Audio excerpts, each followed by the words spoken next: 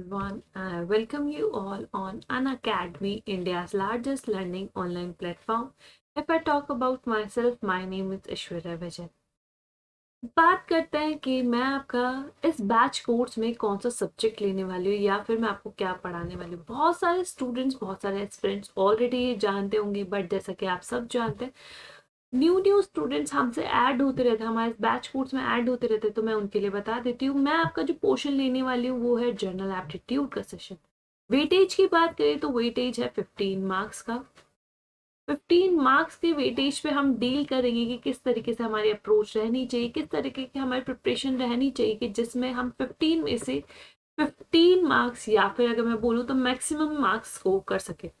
यही बात कर रही जनरल एप्टीट्यूड की, तो जनरल एप्टीट्यूड ना सिर्फ आपके गेट के लिए इम्पोर्टेंट है, आपके प्लेसमेंट्स के लिए भी इम्पोर्टेंट है। क्योंकि आप सब जानते हैं कि बहुत सारी कंपनीज हमारी ऐसी हैं जो प्लेसमेंट में, जो अगर आप बैठते हैं तो वहाँ पे आपका जो इनिशियल राउंड होता है, फेज 1 होता है, वहाँ पे आपका जर्नल एप्टीट्यूड का टेस्ट होता है। तो ये आपके लिए वहाँ पे बेनिफिशियल हो सकती है। साथ ही साथ अदर कॉम्पिटिटिव एग्जाम्स में भी ये बेनिफिशियल है। जहाँ पे भी जीए का सेक्शन आता है, मतलब जर्नल एप्टीट्यूड का सेशन आता है, आप वहाँ पे इसे आराम से कर सकते हैं। हम यहाँ पे 0 लेवल से पढ़ेंगे, 0 लेवल से काफी अच्छे लेवल तक जाएंगे। गेट में जिस तरीके का पूछा जाता है बिल्कुल उस तरीके का लेवल कवर करेंगे। तो आप बेफिक्र हो जाइए अपने जनरल एप्टीट्यूड के सेशन को लेके, इसमें हम बहुत अच्छे से पढ़ाई करेंगे। अगेन, अगर आपको कोई भी डाउट हो, कोई भी डाउट हो regarding subject, regarding subscription, regarding Unacademy, तो आप मुझे मैसेज कर सकते हैं अनअकैडमी लर्निंग प्लेटफॉर्म पे। अभी हम प्रोफाइल की भी लिंक बात कर लेंगे कि आपको कैसे रीच करना है, वरना आप डिस्क्रिप्शन बॉक्स में भी देख सकते हैं, वहां पे आपको मेरी प्रोफाइल लिंक मिल जाएगा। अब बात करते हैं जर्नल एप्टीट्यूड में भी हम बेसिकली पढ़ने के वाले हैं। तो आप सबको पता है जर्नल एप्टीट्यूड में हमारे दो पोर्शन आते हैं। कौन कौन से? एक होता है वर्बल, दूसरा न्यूमेरिकल या न्यूमरल। ठीक है, तो हम यहाँ पे दोनों पार्ट साइमल्टेनियसली कवर करेंगे। हम मोस्ट ऑफ द सेशंस में तो ऐसे ही पढ़ते हैं कि लाइक थोड़ी देर वर्बल पढ़ा एंड थोड़ी देर न्यूमेरिकल पोर्शन पढ़े, न्यूमरल पोर्शन पढ़ा। बट आज के सेशन में हम सिर्फ न्यूमरल पार्ट ही पढ़ेंगे, ताकि आज ही हमारा जो परसेंटेज पूरा टॉपिक है वो कंप्लीट हो जाए। एंड उससे रिलेटेड अगर कोई भी डाउट है तो अगेन आप मुझसे इस कमेंट सेक्शंस में भी पूछ सकते हैं, वरना अनअकैडमी लर्निंग ऐप तो है। इसके अलावा अगर बात करें तो ऐसे बहुत सारे सेशन, जैसे बहुत सारे बैचेस जो आपकी प्रिपरेशन को बूस्टअप कर सकते हैं, वो हो रहे हैं अनअकैडमी प्लस प्लेटफॉर्म पे और आइकॉनिक प्लेटफॉर्म पे। Now what is plus and iconic, तो बात कर लेते हैं। थोड़ी से 2 मिनट लगेंगे, लेकिन जान लेते हैं आखिरकार इसके बेनिफिट्स क्या है। हम किसी भी चीज से जुड़ते हैं उसके बेनिफिट्स के बारे में जरूर बात करते हैं। तो अगर अनअकैडमी से हम जुड़े हैं तो इसके बेनिफिट्स हमें पता होने चाहिए, ताकि हम इन बेनिफिट्स का यूज कर सके और हमारी प्रिपरेशन को थोड़ा और अच्छे से बूस्ट अप कर सके। तो यहाँ पे हमें मिलती है best education with best educators, interactive live classes plus recorded sessions plus doubt session, जिसमें हम हमारे एजुकेटर से डायरेक्टली इंटरेक्ट करके अपने डाउट सॉल्व करवा सकते हैं। साथ ही साथ हमें यहाँ पे मिलता है एक बहुत ही स्ट्रक्चर्ड वे में कोर्स, कि हमें किस तरीके से पढ़ना चाहिए, हमारी अप्रोच क्या रहनी चाहिए, जो हम कंटेंट पढ़ रहे हैं वो रिलेवेंट है कि नहीं है। साथ ही साथ हमें यहाँ पे मिलता है PDF in study material, PDF के फॉर्म में। साथ ही साथ आपको यहाँ पे मिलता है डीपीपीज, डेली प्रैक्टिस पेपर्स। साथ ही साथ इनके वीडियो सॉल्यूशंस भी, डीपीपीज के वीडियो सॉल्यूशंस भी। और सबसे इंपॉर्टेंट जो अभी के टाइम के हिसाब से बहुत सबसे ज्यादा इंपॉर्टेंट है, वो है test and quizzes. Test and quizzes miss नहीं होनी चाहिए। आप सबको पता है आज है 30th अक्टूबर, कल है हमारी 31st अक्टूबर। 31st अक्टूबर को क्या होने वाला है? जी हाँ, 31st अक्टूबर को हमारा होने वाला है यूपीएल स्टेज थर्ड। आप सब इसमें पार्टिसिपेट कर सकते हैं, चाहे अभी आप हमसे प्लस पे जुड़े हैं कि नहीं जुड़े, चाहे आप आइकॉनिक पे हमसे जुड़े हैं कि नहीं जुड़े। बट अगर आप अन अकेडमी पे आप हैं, आप वहाँ पे पढ़ रहे हैं, तो आप इसका पार्ट बन सकते हैं। अगर आप नहीं भी अभी तक हमसे जुड़े, तो फटाफट से जाइए, इंस्टॉल कीजिए अन अकेडमी लर्निंग ऐप और यूपीएल स्टेज थर्ड दीजिए। UPL is nothing but Unacademy premier league, just like the IPL. Stage third है, स्टेज 2 ऑलरेडी हो चुका है, थर्ड स्टेज है। कल टाइमिंग रहेंगी 11 बजे से 11 AM से टाइमिंग रहेगी, जिसमें आपसे 30 क्वेश्चंस पूछे जाएंगे और आपकी रैंक आएगी ऑल ओवर इंडिया के बेसिस पे। साथ ही साथ टॉप 15 जो स्टूडेंट्स होंगे उनके लिए है एक्साइटिंग प्राइजेस। जी हाँ, काफी एक्साइटिंग प्राइजेस है जो कि आप जीत सकते हैं अगर आप आते हैं टॉप 15 में। तो मत भूलिएगा, कल है 31 अक्टूबर, कल आपकी होने वाली है यूपीएल स्टेज थर्ड टाइम 11 बजे। तो all the best to all of you. अब यही बात करते हैं आइकॉनिक की कि आइकॉनिक क्या है। आइकॉनिक में हमें प्लस वाले तो सारे फीचर्स मिल ही रहे हैं, साथ ही साथ हमें यहाँ पे मिल रहा है पर्सनल कोच। यहाँ पे हमें क्या मिल रहा है? Personal coach. तो what is the benefit of personal coach? चलिए जानते हैं। पर्सनल कोच मेनली हमारे जो हम टेस्ट दे रहे हैं, जो क्विज दे रहे हैं, जो अभी के पॉइंट ऑफ व्यू से काफी इंपॉर्टेंट है, मैं अगेन रिपीट करूँ, काफी इंपॉर्टेंट है, आपको एक भी मिस नहीं करना चाहिए। जितने ज्यादा टेस्ट हो सकते हो उतने ज्यादा दीजिए, उन्हें एनालाइज कीजिए कि आप कहाँ गलतियां कर रहे हैं, आपको कहाँ इंप्रूवमेंट की जरूरत है, किस सिली मिस्टेक्स कहाँ हो रही है, जो गेट में जो न्यू न्यू चेंजेस हुए हैं, जैसे मल्टीपल करेक्ट आंसर्स इंट्रोड्यूस हुए, तो उन्हें हमें कैसे अटेम्प्ट करना है, किस तरह के क्वेश्चन उसमें पूछे जाते हैं, ये सारी चीजें आपको यूपीएल के साथ साथ ये जो लाइव टेस्ट एंड क्विजेस चल रहे हैं यहाँ पे भी मिलेंगी, तो जो आपकी प्रिपरेशन को काफी बूस्टअप कर सकता है। साथ ही साथ हमें यहाँ पे जो हम टेस्ट दे रहे हैं उसका एनालिसिस मिलेगा, पर्सनल कोच मिलेगा जो कि हमारा शेड्यूल, हमारा स्टडी प्लान करेगा कि हमारी जो शेड्यूलिंग होती है, जैसे मैं बात करूँ जैसे second year, third year, fourth year, pass out students की सबके शेड्यूल बहुत अलग अलग होते हैं, उनके डेली रूटीन काफी अलग अलग होती है, तो उसके हिसाब से आपकी प्रिपरेशन कैसी रहनी चाहिए। अगर आप कॉलेज में है तो एट प्रेजेंट आपको अपने सेमेस्टर्स और अपने गेट एग्जाम या फिर अपने ड्रीम को लेकर किस तरीके से प्रिपरेशन रहनी चाहिए, उन सबको कैसे मेंटेन करना चाहिए, सारी चीजों को ध्यान रखेगा आपका पर्सनल कोच। तो चाहे आप प्लस लेते हैं या आइकॉनिक लेते हैं, आप ये कोड यूज कर सकते हैं, that is AAISHU, this is my referral code, जिससे आपको मिल जाएगा फ्लैट 10% डिस्काउंट ऑन प्लस और आइकॉनिक प्लेटफॉर्म। ये कोड है, आप ये कोड यूज करना ना भूलिएगा, जिससे आपको मिल जाएगा ऑफ। अब हमारे पास यहाँ पे मंथ में भी वैरायटी, वैलिडिटी में भी वैरायटी है कि हमें किस तरीके से चूज करना चाहिए, कौन से पे कौन सा अडॉप्ट करना चाहिए। बहुत सारे स्टूडेंट्स ये डाउट पूछ रहे हैं, तो चलिए एक बार डिस्कस कर लेते हैं। 24 मंथ्स की बात करें तो 24 मंथ्स वाला सबसे ज्यादा बेनिफिशियल रहता है सेकेंड ईयर स्टूडेंट के लिए, सबसे ज्यादा बेनिफिशियल रहता है सब सेकेंड ईयर स्टूडेंट के लिए, सेकेंड ईयर स्टूडेंट के लिए। साथ ही साथ ये थर्ड ईयर स्टूडेंट के लिए भी बेनिफिशियल है, लेकिन अगर बात करें सबसे ज्यादा बेनिफिशियल किसके लिए, तो वो है सेकेंड ईयर स्टूडेंट के लिए। थर्ड ईयर स्टूडेंट वाले के लिए बेनिफिशियल। यही बात करें 12 to 18 मंथ्स की, ये बेनिफिशियल है थर्ड ईयर और फोर्थ ईयर वाले स्टूडेंट के लिए, बहुत ज्यादा बेनिफिशियल। यहाँ पे आप अपने सेमेस्टर्स को भी मेंटेन कर सकते हैं, या फिर बैलेंस कर सकते हैं, साथ साथ अपने गेट या फिर ईएससी की प्रिपरेशन के साथ साथ ही। यही बात करें अभी के पॉइंट ऑफ व्यू, अभी के पॉइंट ऑफ व्यू से आपको 3 to 6 मंथ्स के लिए जाना चाहिए, 3 to 6 मंथ्स के लिए जाना चाहिए। और जस्ट टू चेक कि आपको अन अकेडमी अच्छी सर्विसेज दे रहा है कि नहीं दे रहा है, बहुत से स्टूडेंट्स के माइंड में डाउट होता है, तो आप 1 मंथ का लेके चेक कर सकते हैं। बट मैं आपको सजेस्ट करूंगी आप स्पेशल क्लासेस देख के देख सकते हैं कि किस तरह की क्लासेस हो रही हैं, जो फ्री टेस्ट होते हैं उनको देख के एनालाइज कर सकते हैं किस तरीके के टेस्ट हो रहे हैं। बाकी अगर आप अभी से आपकी प्रिपरेशन, आपको लगता है कि गेट 2021 में आप अपना ड्रीम कॉलेज, ड्रीम ब्रांच के साथ अचीव कर सकते हैं, आपको जो रैंक चाहिए वो ला सकते हैं, तो आप 1 से लेके 6 मंथ वाले में से जा सकते हैं, ताकि आपका यहाँ पे ईएससी भी कवर हो जाएगा, 6 मंथ में ईएससी भी कवर हो जाएगा। तो चाहे आप कोई से भी मंथ के लिए जाए, या प्लस के लिए जाए, या आइकॉनिक के लिए जाए, आप ये यूज कर सकते हैं, that is AAISHU for 10% discount on plus, for 10% discount on plus. चलिए अब स्टार्ट करते हैं प्रोफाइल की। जैसे कि मैंने आपको कहा, अगर आपको कोई भी क्वेरी हो तो आप मुझसे पूछ सकते हैं। तो आपको क्या करना है, आपको जाना है अनअकैडमी पे, unacademy.com। आप वहाँ पे जाएंगे, आपको वहाँ पे खुद की यहाँ पे साइड में खुद का प्रोफाइल मिलेगा, उसके बाद एक बेल आइकन होगा, उसके बाद एक सर्चिंग ऑप्शन होगा। आप यहाँ पे सर्च कीजिए ऐश्वर्या विजय, आपको मेरी प्रोफाइल कुछ इस तरीके से मिलेगी, ऑन पीसी, टैबलेट और लैपटॉप। ठीक है, अगर आप यहीं बात करते हैं फोन की, मोबाइल फोन पे अगर आप यूज कर रहे हैं, ऐप यूज कर रहे हैं, तो आपको प्रोफाइल कुछ इस तरह की मिलेंगी। मैं आपको ये सजेस्ट करूंगी, बहुत सारे स्टूडेंट्स होते हैं कि मैम आपकी प्रोफाइल नहीं मिल रही, तो मैं आपको ये कहूंगी, आप प्लस कोर्स में अगर देख, यहाँ पे आपके कॉर्नर में 3 लाइन्स होंगी, वहां पे अगर आप क्लिक करेंगे तो आपको मिलेगा plus course, free course and special classes. तो प्लस कोर्स में आप बाय कोर्स सर्च कर सकते हैं, लेकिन अगर आपको किसी एजुकेटर को सर्च करना है तो आप स्पेशल क्लासेस में जाइए, स्पेशल क्लासेस पे क्लिक किया, देन आपके जो सर्चिंग का ऑप्शन आता है, फिर आप उसे यूज कीजिए एंड उसमें लिखिए ऐश्वर्या विजय।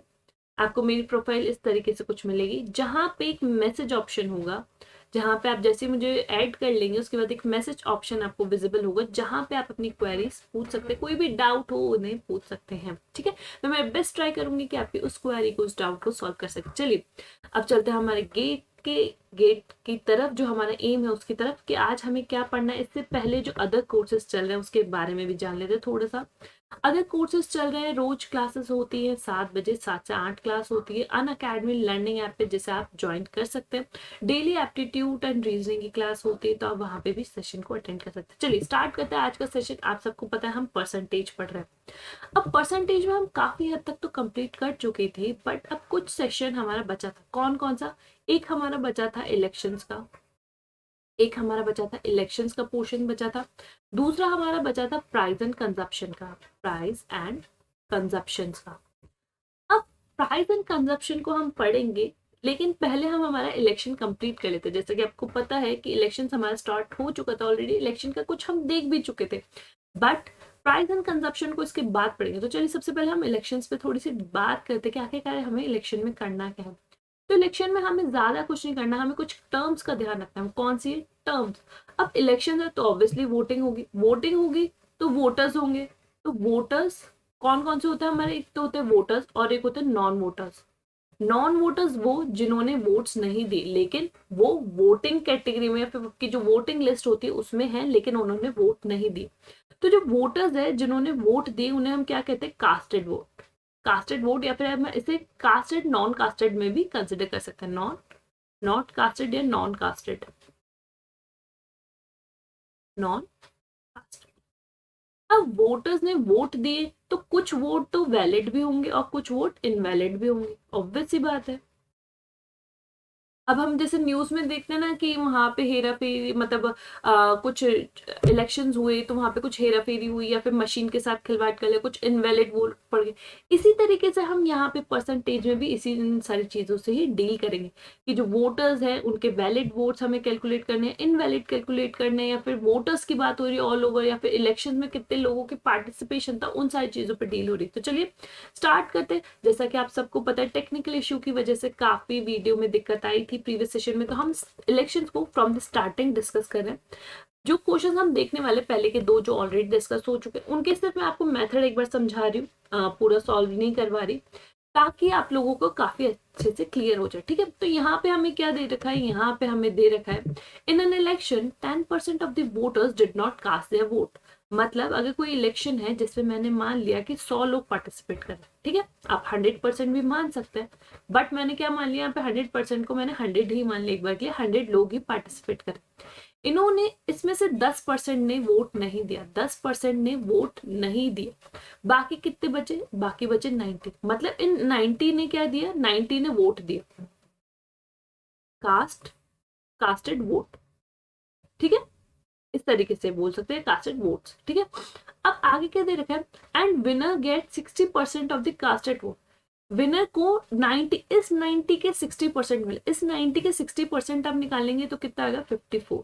इसका 60% मैंने निकाला, तो ऑब्वियसली जो हारा होगा उसे कितने मिले होंगे? जो हारा उसे मिले होंगे 36, मतलब 40%। ठीक है, इतना निकाल लिया। ये कौन हुआ? ये लूज हुआ है और ये विन हुआ है।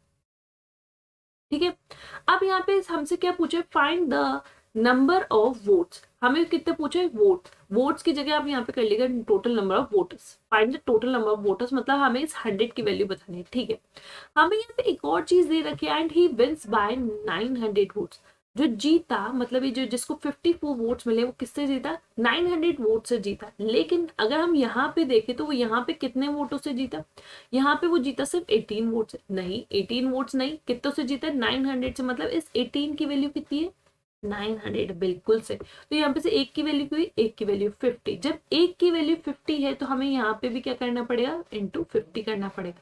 इंटू 50 करेंगे, आंसर आपका क्या आ जाएगा? 5000। Option D is correct.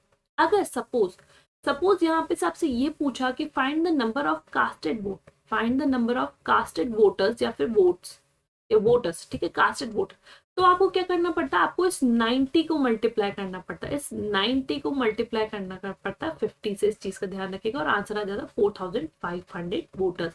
अगर आपसे सिर्फ और सिर्फ ये पूछा जाता कि कास्टेड वोट कितने हैं या फिर कास्टेड वोटर्स कितने हैं, ये कितने कास्ट हुए, क्यों? क्योंकि 10% तो हमारे किस में चले गए, जिन्होंने कास्ट ही नहीं किया, जिन्होंने कास्ट ही नहीं किया। ठीक है, ये तो था हमारा फर्स्ट क्वेश्चन जो कल हम ऑलरेडी डिस्कस कर चुके थे। एक बार सेकंड और कर लेते हैं, फिर हम न्यू फ्रेश क्वेश्चन से करते हैं, ताकि अगर किसी को कोई भी डाउट होगा तो वो आगे सॉल्व हो जाएगा और अप्रोच भी पता चल जाएगी कि किस तरीके से सॉल्व करना होता है। चलिए, there were two candidates in an election. 5% of the total voters did not cast their votes, and winner gets 55 of the casted votes. He win by 1900 votes. Find out the total number of voters. Again, similar question. हमने क्या मान लिया, मेरे पास total 100 voters है, ठीक है, जिसमें से 5% ने वोट नहीं दिया। 5% ने वोट नहीं दिया मतलब वोट कितनों ने दिया, 95 ने, ठीक है। अब हम वैसे भी कर सकते हैं, बट अगर आपको यहाँ पे ध्यान होगा, मैं 95 का 55% निकालूंगी तो कहीं ना कहीं मैं डेसिमल में डील कर रही हूँ। इतना समझ रहे हैं? ठीक है, तो मैं काम करती हूँ कि इसमें 95 को 100% की तरह डील कर लेती हूँ। मैं इस 95 को किसकी तरह डील कर लेती हूँ, 100% की तरह डील कर लेती हूँ। ठीक है, अब जब मैं 100% की डील कर रही हूँ तो मुझे यहाँ पे क्या मिला कि जो विनर है उसने कितने वोट लिए, विनर ने लिए 55%। 100 का 55% निकालेंगे, 55% ही आएगा। ठीक है, या 55 अगर आप परसेंट नहीं निकाले तो 55 भी लिख सकते हैं। ठीक है, ये कौन है, ये है हमारा विनर। तो जो हारा मतलब लूजर, उसे कितने मिलेंगे, उसे मिलेंगे 45%। इतना सबको समझ में आ गया? ठीक है, अब हमें क्या दे रखा है, जो विनर मतलब ये जो 55 जिसके पास वोट्स आए वो 45 वाले से कितना ज्यादा है, 1900 वोट ज्यादा है। लेकिन क्या ये 1900 ज्यादा है, नहीं, ये 10% ज्यादा है। क्या 10% लिखना सही रहेगा, नहीं, क्योंकि हमने 95 को कितना माना है, 100% माना है। तो ये 1900 किसके इक्वल होगा, ये 1900 इक्वल होगा 9.5 के इक्वल, 9.5 के इक्वल होगा 1900, ना कि 10% के इक्वल। इस चीज का ध्यान रखिएगा। अगर हम यहाँ पे डायरेक्टली डील करते, तो आपको पॉइंट्स में आंसर मिलता, तब आपको इस तरीके से अजम्पशन नहीं करना पड़ता, तब जो डिफरेंस आया आपको उसी के इक्वल लेना था। लेकिन हमने यहाँ पे क्या किया, हमने इस 95 को 100% की तरह डील करवाया। ठीक है, तो जब हमने इसको 100% की तरह डील करवाया तो ये डिफरेंस है वो भी किसके इक्वल होगा, डिवाइडेड बाय 10 के। डिफरेंस कितना है, 10 का, तो डिवाइडेड बाय 10 कर दिया, वैल्यू क्या है, 9.5। 9.5 इक्वल्स टू 1900। तो यहाँ पे सब एक की वैल्यू फाइंड आउट करेंगे, फिर आपको क्या करना है, 100 की वैल्यू फाइंड आउट करनी है। ठीक है, तो यहाँ पे से क्या आएगा, 1900 बाय 9.5। इसको एक बार एक इसी तरीके से रहने दो। अब हमें क्या बताना है, find the total number of voters. Total number of voters में कास्टेड भी इंक्लूडेड होंगे, नॉन कास्टेड भी इंक्लूडेड होंगे। तो हमें यहाँ पे क्या करना है, इनटू, इसको किससे इनटू करना है, 1900 डिवाइडेड बाय 9.5 इंटू 100। यही सॉल्व करना है। जब आप इसे सॉल्व करेंगे आंसर क्या आ जाएगा, 20,000। 20,000 मतलब ऑप्शन डी इज करेक्ट। तो हमारे पास दो तरीके हैं, हाँ, या फिर तो हम डायरेक्टली सॉल्व कर सकते हैं, और अगर आपको लग रहा है कि आप इसे ब्रेक डाउन करेंगे, इन फॉर्मेट्स में ब्रेक डाउन करेंगे और पॉइंट्स या फिर डेसिमल में डील करने की बात है, तो अगेन मैंने आपको स्टार्टिंग में बताया था, हमें अवॉइड करना चाहिए डेसिमल्स एंड वेरिएबल। जितना हो सकता है उतना अवॉइड करके चलना चाहिए, ताकि हमारी कैलकुलेशन में भी कम मिस्टेक्स होगी और हम कैलकुलेशन को कंपैरेटिवली फास्ट कर पाएंगे। तो मुझे पता था जब मैं इसे ब्रेक डाउन करूंगी इस फॉर्मेट में 55 और 45 के परसेंट के रेशियो में, तब कहीं ना कहीं मुझे डेसिमल्स में डील करना पड़ेगा। तो उस चीज को अवॉइड करने के लिए मैंने क्या किया, इसको 100 अज्यूम कर लिया। ठीक है, इसी तरीके के आगे भी क्वेश्चन हम देखेंगे। चलिए स्टार्ट करते हैं in the same format. Particular question के लिए हमारे पास रहेगा 1 मिनट का टाइम। तो चलिए स्टार्ट करते हैं। Here the question number 1 of actual our series. 20% of the total voters did not cast their votes. 10% of the casted voters are found invalid. Winner gets 55% of the valid votes and he wins by 2160 votes. Find out the numbers of invalid vote. अब हमें बताना क्या है, अब हमें बताना invalid votes का number. इसका नंबर बताना, इनवैलिड वोट्स का नंबर बताना है। तो फटाफट से बताइए इसका आंसर क्या आएगा। I am waiting for your answers. फटाफट से बताइए इनके आंसर्स क्या आएंगे। ऑप्शन ए, ऑप्शन बी, ऑप्शन सी, ऑप्शन डी और ऑप्शन ई। जैसे जैसे क्वेश्चंस में लिखा हुआ है बस वैसे वैसे ही हमें डील करना है। जैसे जैसे क्वेश्चंस में लिखा हुआ है वैसे वैसे ही डील करना है।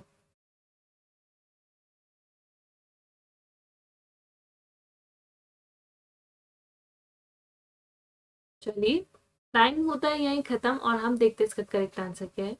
And the correct answer is option C. The correct answer is option C 2400। हमने क्या माना, अगेन मैंने माना 100 टोटल वोटर्स है, जिनमें से 20% ने 20% ने वोट कास्ट नहीं किया। तो कास्ट कितनों ने किया, कास्ट किया 80 ने। इतना समझ में आ गया। 100 का 20% निकालेंगे, 20 के आएगा, -20 कर दिए, 80 ने वोट कास्ट किया, वोट कास्ट किया।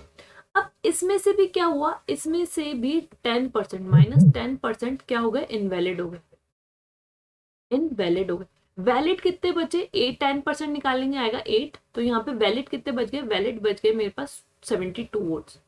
कितने बच गए, 72 वोट। अब वापस से आगे 55। आपको पता है अगर 72 को 55 और 45 के रेशियो में ब्रेक करेंगे, अगेन डेसिमल पे डील करने की बात आ सकती है, तो मैं काम करती हूँ, इस 72 को मैं 100% की तरह डील कर लेती हूँ।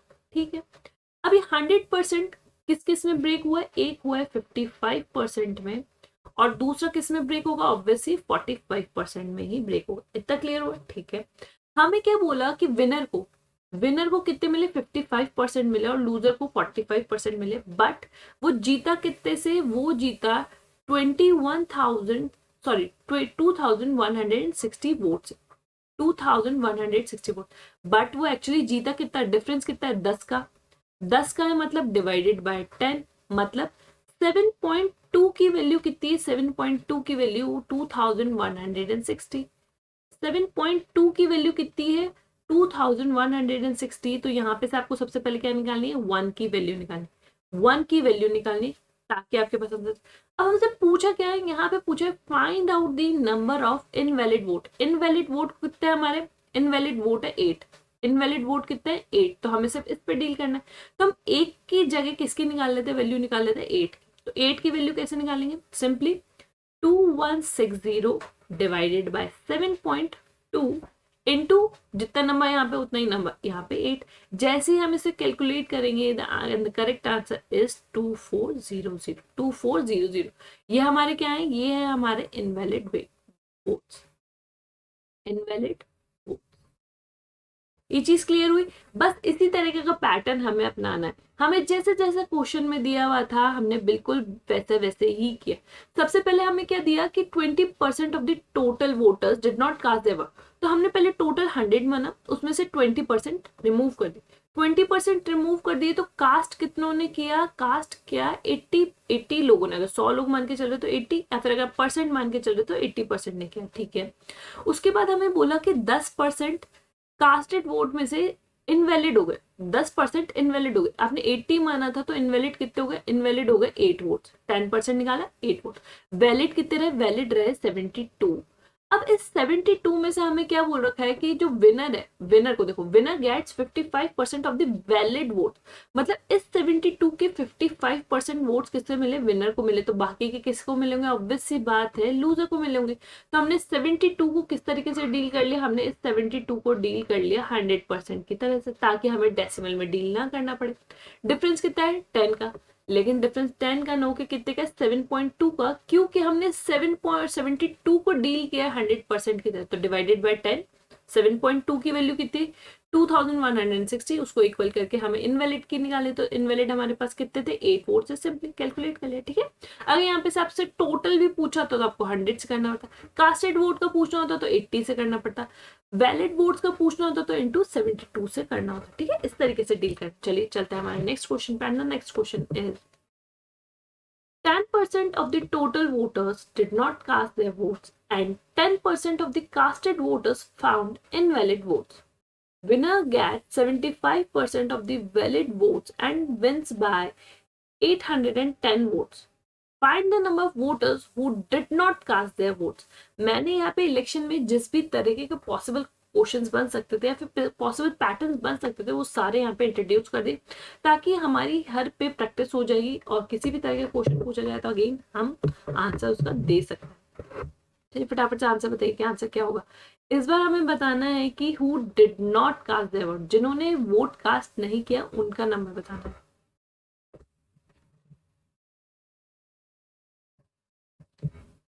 है। फटाफट से ऑप्शन ए, ऑप्शन बी, ऑप्शन सी, ऑप्शन डी और option e, what is the correct answer.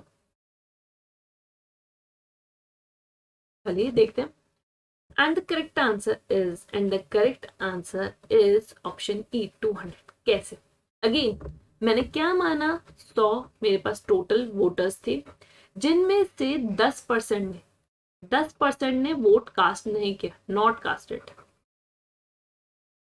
Not cast या नॉट कास्टेड आपको जैसे भी लिख कंफर्टेबल लगे आप लिख सकते हैं। मैंने not cast as it is यहाँ पे लिख दिया, ठीक है। कास्ट कितनों ने किया, कास्ट किया 90 ने।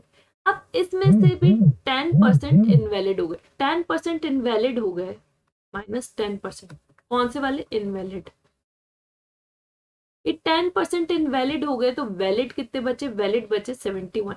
90 का 10% 9 होता है तो -9 कर दिया। 81 मेरे पास कितने बचे? 81 मेरे पास बचे वैलिड वोट्स, ठीक है। अब 81 है तो अगेन हमें क्या करना पड़ेगा? अगर 81 को 75 में ब्रेक करूंगी, पॉइंट्स में डील करना पड़ेगा, तो मैं एक काम करती हूँ कि मैं इसको मान लेती हूँ 100% की तरह।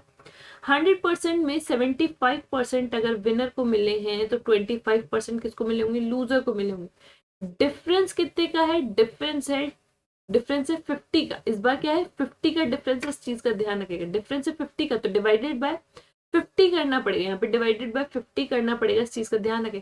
तो यहाँ पे ये जो गैप किसके इक्वल होगा? ये जो 810 है ये किसके इक्वल होगा? तो ध्यान रखिएगा ये इक्वल होगा 40 पॉइंट, किसके इक्वल होगा? 40.5 इक्वल्स टू 810। किसके इक्वल होगा? 40.5 इक्वल्स टू 810। तो यहाँ पे से आपको 1 की वैल्यू निकालें, आफ्टर दैट कैलकुलेट करें। अच्छा, अगर ये चीज किसी को नहीं समझ में आ रही है तो हम ऐसे भी कर सकते हैं। देखिए 81 है, 81 का 75% निकालिए, 81 का 75% निकालिए और 25% निकालिए।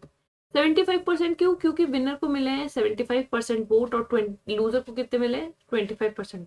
81 का 75% आप निकालेंगे तो आपके पास आंसर क्या आएगा? यहाँ पे जब आप निकालेंगे तो आपके पास आंसर आएगा 60.7। 60.7 अगेन पॉइंट्स में आया। यहाँ पे 25% निकालेंगे तो 25% निकलेगा 20.2।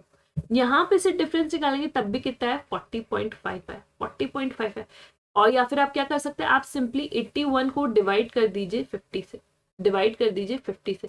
जब आप यहाँ पे से सॉल्व करेंगे, तब भी यहाँ पे से आपके पास क्या आंसर आएगा? 40.5। तब भी आंसर क्या आएगा? 40.5। क्यों? क्योंकि हमने जो वैल्यू ली है वो हमने 50 को किसके इक्वल करना है? 81 के रिस्पेक्ट में सॉल्व करना है, ना कि 100 के रिस्पेक्ट में। तो 40.5 की वैल्यू गई, 40.5 की वैल्यू आई 810। आप इस तरीके से भी यहाँ पे इसको निकाल सकते हैं, आप इस तरीके से भी यहाँ पे इसको निकाल सकते हैं। अब हमारे पास क्या बचा? अब हमारे पास यहाँ पे बचता है, हमारे पास ये वैल्यू होगी। अब हमें क्या बताना है? Who did not cast their vote. Did not cast their vote मतलब इस 10% की बात हो रही है, इस 10% की बात हो रही है। तो हम पहले 1% की वैल्यू निकालते। 1% की वैल्यू कैसे आएगी? 810 डिवाइडेड बाय 40.5। हमें निकालनी है 10% की, तो 10% की कैसे निकलेगी? 8110 डिवाइडेड बाय 40.5 इंटू 10। सिंपली इस तरीके से ही करना है। जी हाँ, बिल्कुल ऐसे करना। तो यहाँ पे से 10% की वैल्यू कितनी आ गई? 10% की जब आप इसे सॉल्व करेंगे वैल्यू आ जाएगी 200। वैल्यू कितनी आ जाएगी? 200। मतलब 200 ऐसे लोग हैं जिन्होंने वोट कास्ट नहीं किया। ऐसे अगर आपसे पूछ लेता इनवैलिड वोट्स की बात बताओ तो आपको इंटू 9 करना पड़ता। वैलिड वो सॉरी टोटल कास्टेड वोट की बात करें तो 90 करना पड़ता। टोटल वोटर्स की बात करें तो 100 करना पड़ता। वैलिड वोट्स की बात करें तो 81 से मल्टीप्लाई करना पड़ता। जैसे भी जो भी आपसे क्वेश्चन में पूछा गया बस हमें उससे ही मल्टीप्लाई करना है, ठीक है। अगर फिर भी कोई भी डाउट होता है तो again you are free to ask. Please अगर आपको कुछ भी डाउट होता है तो जरूर पूछेगा, ठीक है। चलिए next. In an election, 5% of the total voters did not cast their votes and 80% votes found invalid. Winner gets 48% of the total voters and he wins by 220 votes. Find the total number of voters. हमें क्या बताना है? Find the total number of voters बताने की total number of voters कितने होंगे फटाफट से। ऑप्शन ए, ऑप्शन बी, ऑप्शन सी, ऑप्शन डी और ऑप्शन इस तरह के क्वेश्चन हम कर चुके हैं तो आई गेस सबका करेक्ट होना चाहिए। फटाफट से आंसर्स बताइए कमेंट सेक्शन में। आपको आंसर्स करने हैं, आंसर क्या आ रहा होगा यहाँ पे। In an election 5% of the total voters did not cast their votes and 80% votes found invalid. Winner gets 48% of the total voters and he wins by 220 votes. Find out the total number of voters या फिर total voters.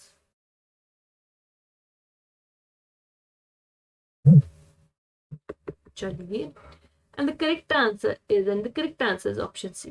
कैसे? Again हमारे पास तो एक ही तरीका है। सबसे पहले हम 100 पे डील करते हैं कि हमारे पास टोटल नंबर ऑफ वोटर्स कितने हैं, 100 है। कितनों ने वोट कास्ट नहीं किया, 5% ने वोट कास्ट नहीं किया, -5% कर दे। वोट कास्ट कितने किया, 95 ने। 95 ने वोट कास्ट किया, ठीक है, कास्ट किया। इसमें से 80, इस बार इस चीज का ध्यान रखिएगा, इस बार हमें वैल्यू दे दी गई है। क्या दे दी गई है? वैल्यू दे दी गई है कि 80% ने 80 वोट जो स्पेसिफिक, ये 95% चल रहा है, 95% चल रहा है हमारा, इस चीज का ध्यान रखिएगा, 95% चल रहा है, 100 भी परसेंट चल रहा है। इसमें से हमने 80 वोट्स इनवैलिड हो गए, या फिर अगर आप 100 भी मान के चल रहे, सपोज 100 भी मैंने, बट आप उसके रिस्पेक्ट में इस 80 को डायरेक्टली एलिमिनेट नहीं कर सकते। लाइक जैसे आपने 95 कर दिया, फिर 80 ने वोट कास्ट नहीं किया, तो कास्ट कितनों ने किया? सिर्फ 15 ने, मतलब 15 वाली वैलिड है, सॉरी 15 वाली वैलिड है, इनवैलिड ही हो गए। आप इस तरीके से नहीं कर सकते, इस चीज का ध्यान रखिएगा, पूरा आंसर गलत हो जाएगा, ये कोई मेथड नहीं हुआ। हम यहाँ पे अज्यूम करके चल रहे हैं, 100 अज्यूम करके चल रहा है। अगर आप 100 मेंस भी या फिर वोटर्स भी कंसिडर कर रहे हैं, तो ये अज्यूम करके चल रहा है, और यहाँ पे हमें एग्जैक्ट नंबर दे दिया गया है, तो यहाँ पे हमारी अप्रोच किस तरीके से रहेगी वो मैटर करता है। तो चलिए देखते हैं यहाँ पे हमारी अप्रोच किस तरीके से रहेगी। हमें यहाँ पे क्या मानेंगे, हमें यहाँ पे टोटल वोटर्स दिए कितने, 100। 5% ने वोट कास्ट नहीं किए, 5% ने वोट कास्ट नहीं किए, not casted, not casted. Cast कितनों ने किया? कास्ट किया 95 ने, ठीक, कास्ट किया 95, ठीक है। अब हमें एक चीज ये बताया है कि 48 लोगों ने तो क्या किया, 48% किसके पास है? विनर के पास है, 48% विनर के पास है, जितने भी कास्ट हुए। कास्ट कितने हुए? 95 कास्ट हुए। कितने हुए? 95 कास्ट हुए, ठीक है। तो अगर मैं 100 की बात करूं, 100 के अगर 48% निकालूंगी, कितना हुआ? 48, जिसे किसे मिले? विनर को मिले। तो लूजर को कितने मिले? 52। लेकिन ये कंडीशन पॉसिबल नहीं हो सकती, क्योंकि अगर लूजर को 52 मिल जाते, जो हारा, तो 52% मिल जाते, 52 वोट्स मिल जाते, तो ऑब्वियस सी बात है यही जीतता, बट ऐसा नहीं हुआ।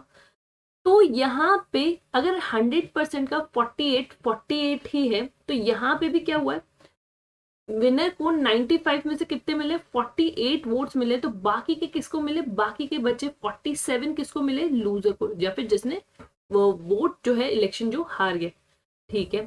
डिफरेंस कितने का है? डिफरेंस है 1 का। डिफरेंस कितने का है? 1 का। एक की वैल्यू कितनी है? 220, 220। इस चीज को ध्यान से सुनिएगा, क्यों? क्योंकि इस बार हमें एग्जैक्ट नंबर दे दिया था। क्या दे दिया था? एग्जैक्ट नंबर दे दिया। तो जब एग्जैक्ट नंबर हमें दे दिया, उस पर कैसे डील करना है, तो देखो यहाँ पे मैंने क्या किया, यहाँ पे 95% हमारा टोटल कास्टेड वोट है, ठीक है। टोटल कास्टेड वोट को अगर मैं 100 की तरह डील करूं, तो अगर 48 उसको मिले, 48 उसको मिले, 48% का 100 का 48% 48 ही होता है, ठीक है। विनर को मिले, बाकी के लूजर को मिलेंगे, ऑब्वियस सी बात है। तो कितने हो गए? 52 हो गए। अगर, लेकिन अगर ऐसी कंडीशन हो जाती तो हमारा लूजर जीत जाता, मतलब ये वाली जो हमारा सेकंड है, अगर इसको मैं फर्स्ट बोलूं और इसको सेकंड बोलूं, तो सेकंड वाला जीत जाता, बट ऐसा नहीं हुआ। मतलब 95 में से 48 तो किसको मिले? विनर्स को मिले, और जो बाकी के जो बच्चे कितने 47, वो किसको मिले? लूजर को मिले। तो यहाँ पे से एक की वैल्यू कितने?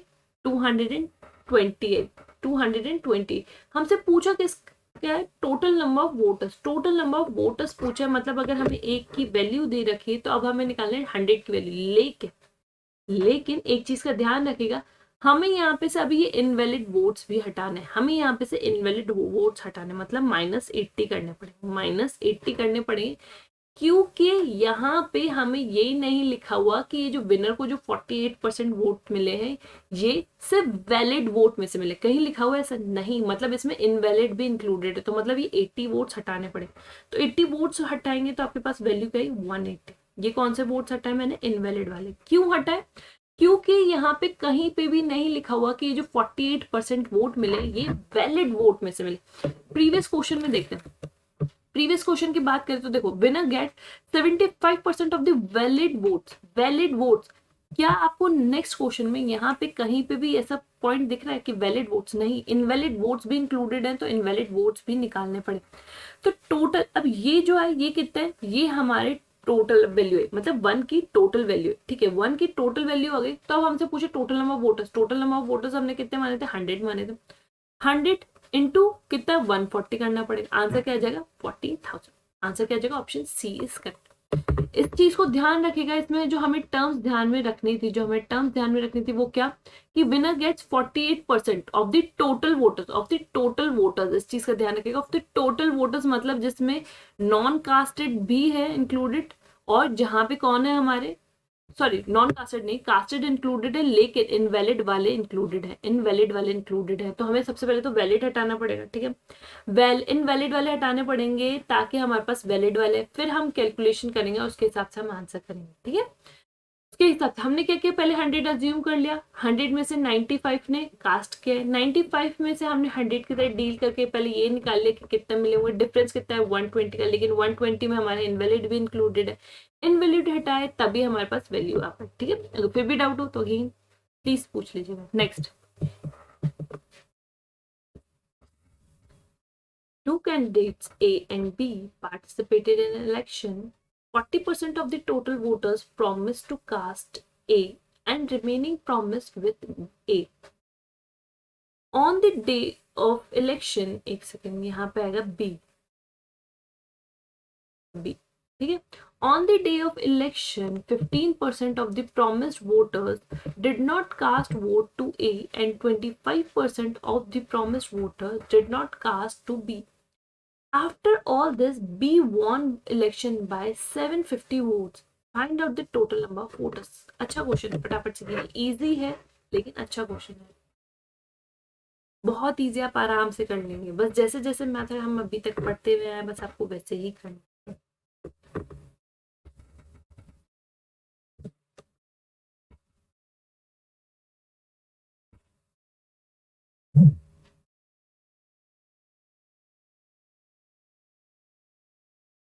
आई am waiting for your answers, फटाफट से आंसर बताइए, करेक्ट आंसर क्या होगा।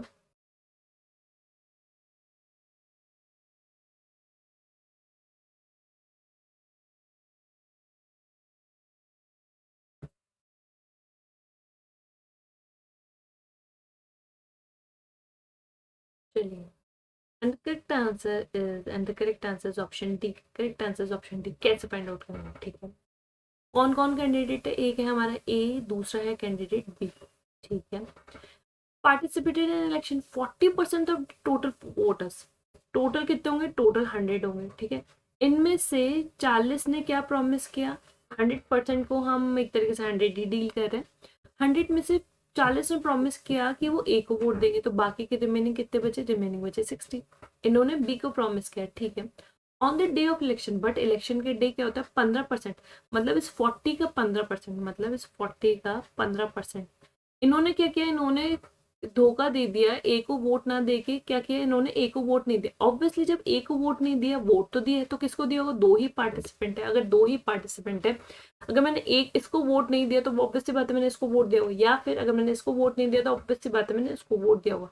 यहाँ पे ये लिखा हुआ है कि did not cast vote to a, मतलब वोट तो दिया है बट ए को नहीं दिया, तो 15% अगर माइनस करेंगे तो 40 का 15% कितना होता है, 40 का 15% होता है 6, रिमेनिंग कितने बचे, इसको वोट कितने दिया, 34 ने वोट दिया।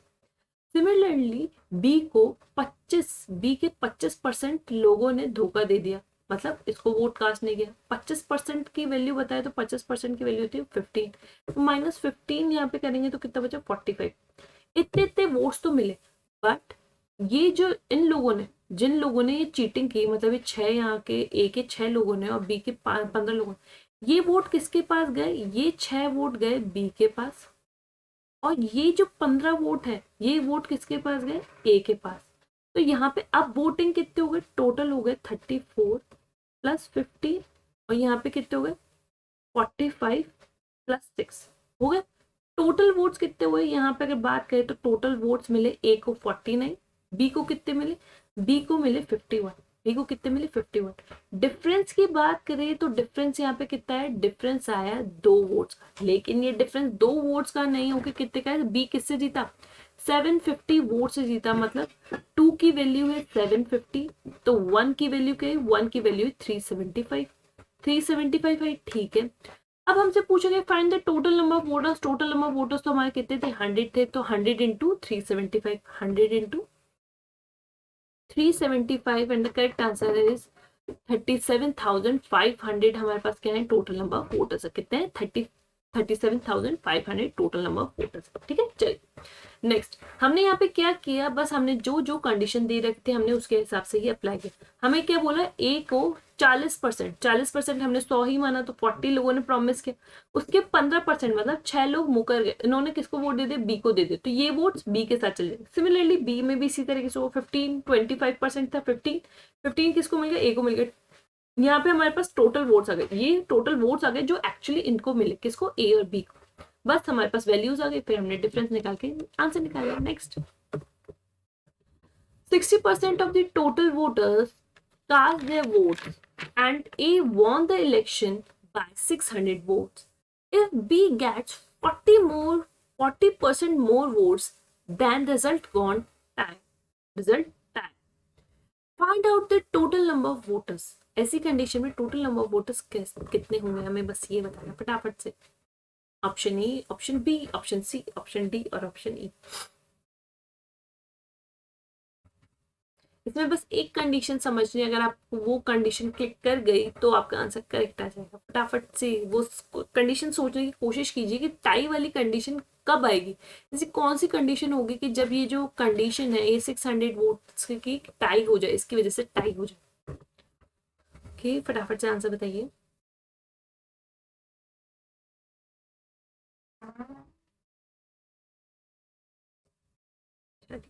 कोई बात, आंसर देखते हैं। And the correct answer is option E. Correct answer is option E. चलिए देखते हैं कैसे होगा।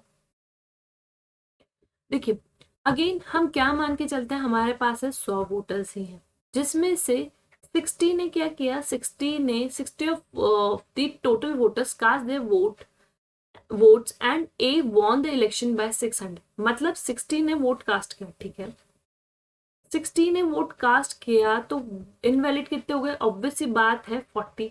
ठीक है, अब ए को अगर 60% मिले और बी को 40% मिले, ठीक है, हमने ये मान लिया बी को, यहाँ पे एक second, 60% of the total voter cast their votes and A won the election by 2A and A won the election by 600 votes. ठीक है, तो अगर ए को इतने मिले और बी को इतने मिले, डिफरेंस कितना है, यहाँ पे डिफरेंस है 20 का, जिसको आप इक्वल करेंगे 600 के, यहाँ पे से 1 की वैल्यू आएगी 330 आएगी। ठीक है, यहाँ से टोटल नंबर ऑफ वोटर्स निकाल लेंगे, आपके पास आ जाएगा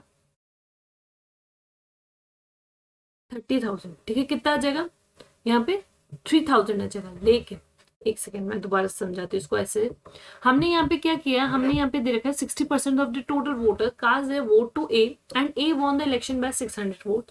if A gets 40% of the voters, total voter. अब यहाँ पे हम नॉर्मली इसी तरीके से करेंगे, बट यहाँ पे आपको दे देगा आंसर गलत। क्यों, क्योंकि एक तो ऑप्शन में भी नहीं है और हमारा आंसर आ रहा है 3000। बट हमें यहाँ पे कंडीशन दे रखी, if 40% of the more votes, if B gets 40% more votes than result gone tie।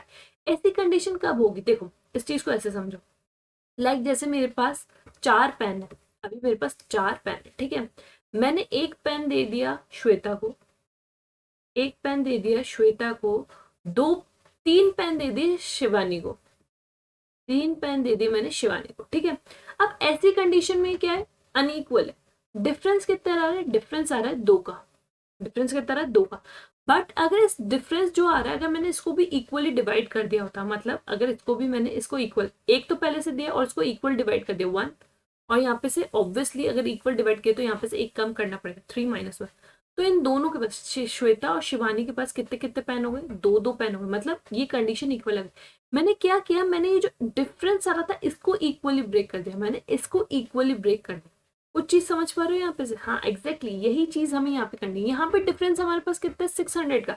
अगर मैं इस 600 को ब्रेक कर दूं तब रिजल्ट टाई हो जाएगा, लेकिन किस फॉर्मेट में, 40% के फॉर्मेट में। इस बार हमें क्वेश्चन में गिवन है 40%, मतलब हमें ये दे रखा है कि 600 की वैल्यू कितनी है, 600 की वैल्यू है 40%, 600 की वैल्यू कितनी, 40%।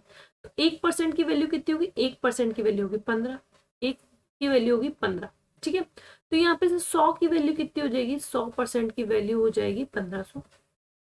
ठीक है, अब यहाँ पे हमें दे रखा है कि बी को अगर 40% ज्यादा वोट मिल जाते हैं, बी को अगर 40% ज्यादा वोट मिल जाते हैं, मतलब बी का 40% किसके इक्वल होगा? ऑब्वियसली इसके आधे के इक्वल होगा, इसके आधे के इक्वल होगा, मतलब 300 के इक्वल होगा। तो यहाँ पे से बी की वैल्यू हम निकाल सकते हैं, बिल्कुल निकाल सकते हैं। बी की वैल्यू कितनी आ जाएगी? B into 40/100 equals to 300। ये हमें दे रखा है, यहाँ पे सब बी की वैल्यू निकालेंगे। बी की वैल्यू कितनी आ जाएगी? बी की वैल्यू आ जाएगी 750। बी की वैल्यू कितनी आ जाएगी? 750। बी की वैल्यू हो गई 750 जब ऐसी ये टाई वाली कंडीशन नहीं है, टाई वाली कंडीशन नहीं है। तो ए को कितने वोट मिले? ए को मिले बी प्लस ये जो गैप रहता है, गैप कितने का है? 600 का प्लस 600। ए को कितने मिले? ए को मिले 750 प्लस 600 वोट। टोटल वोट कितने हो गए? टोटल वोट हो गए 1350। ए को कितने मिले? 1350। तो यहाँ पे से मेरे a प्लस बी कितना है? a प्लस बी की अगर बात करूं तो a प्लस बी है 1350 प्लस 750। आंसर निकालेंगे, आंसर कितना आएगा? 2100। क्या ये मेरा करेक्ट आंसर है? ऑप्शन में तो दे रखा है नहीं, ये मेरा क्या है? सिर्फ कास्टेड वोट। ये मेरे क्या है? सिर्फ और सिर्फ कास्टेड वोट है। सिर्फ ये मेरे कितना है? कास्टेड वोट है। ये मेरे कास्टेड वोट है। अब मुझे नॉन कास्टेड भी तो निकालने, क्योंकि मुझे तो टोटल नंबर ऑफ वोटर्स पूछे। टोटल नंबर ऑफ वोटर्स में मेरे कास्टेड भी होंगे, नॉन कास्टेड भी होंगे। सॉरी, ठीक है, कास्टेड भी होंगे। तो टोटल नंबर ऑफ वोटर्स कैसे निकालेंगे? टोटल मेरे यहाँ पे निकाल लेते हैं। कहाँ पे लिखे हम टोटल? इस चीज को हटा देती हूँ, एग्जाम्पल जो था मैं इसको रिमूव कर देती हूँ। ठीक है, अभी तक हमारे पास कितना है? अभी तक हमारे पास आए सिर्फ,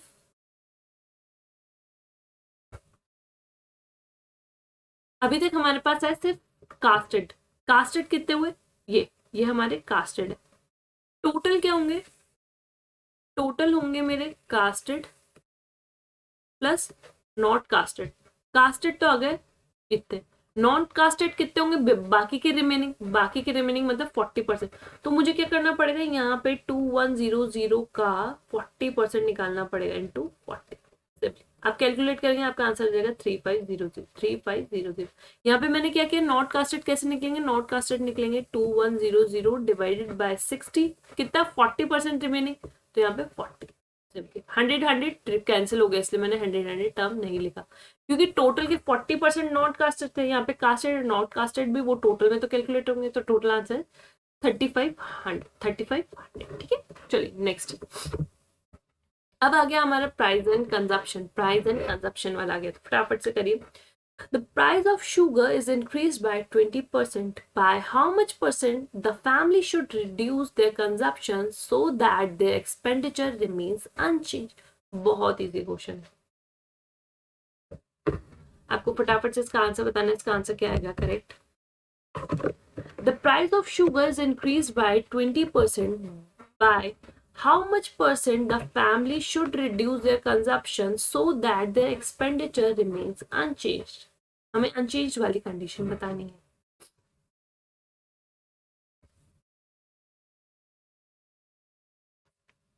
ओके, इसका आंसर हमारा एक स्टेप में आएगा, एक स्टेप में आंसर आ जाएगा, बहुत इजी है। चलिए चलिए, what is the correct answer? ठीक है, चलिए यहाँ देखिए, प्राइस ऑफ कंजप्शन पहले अगर 100 थी, प्राइस कितनी इंक्रीज हो गई? 20% से इंक्रीज हो गई, तो अब कितनी हो गई? 20% से इंक्रीज हो गई, तो अब कितनी हो गई? ये ओल्ड और ये न्यू। अभी हम बात कर रहे हैं प्राइस की। ठीक है, प्राइस की कितनी थी? 100 थी, न्यू कितनी हो गई? 120 हो गई। ठीक है, अब हमसे पूछा है कि अब कंजप्शन हम कितना डिक्रीज कर दे, हम कितना डिक्रीज कर दे कि क्या है, जो हमारा एक्सपेंडिचर है वो सेम रहे। कितना कंजप्शन डिक्रीज, कितने का चेंज आया? 20 का। कितने पे डील करना पड़ेगा? इस पे डील करना पड़ेगा, मतलब न्यू वाली वैल्यू पे डील करना, मतलब 120 इंटू 100। सिंपली आंसर क्या है? 1/6 इंटू 100, मतलब 16/2/3% से उन्हें उनका कंजप्शन डिक्रीज करना पड़ेगा, ताकि उनका जो एक्सपेंडिचर है वो अनचेंज है। ऑप्शन बी इसका। बहुत सिंपल, बहुत सिंपल। अगर वो ये 20% डिक्रीज नहीं करते तो ऑब्वियस सी बात है उनका कंजप्शन इंक्रीज होता। कंजप्शन इंक्रीज होता तो एक्सपेंडिचर भी इंक्रीज होता। तो यहाँ पे हमें उन्हें डिक्रीमेंट कितना करना है? उन्हें डिक्रीमेंट करना है 1/6 का। कितने का करना है? 1/6 का डिक्रीमेंट करना है। चलिए next. Price of milk is increased by 20%. By how much percent a family reduce their consumption so that the expenditure only decrease by 10%? Similar pattern है, बस यहाँ पे एक चीज का थोड़ा सा हमें ध्यान में रखना है.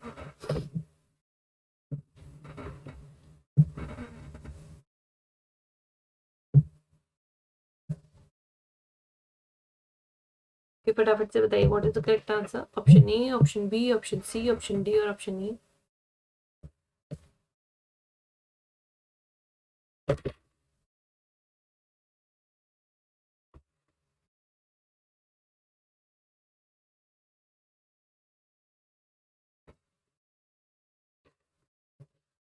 ओके चलिए आंसर देखते.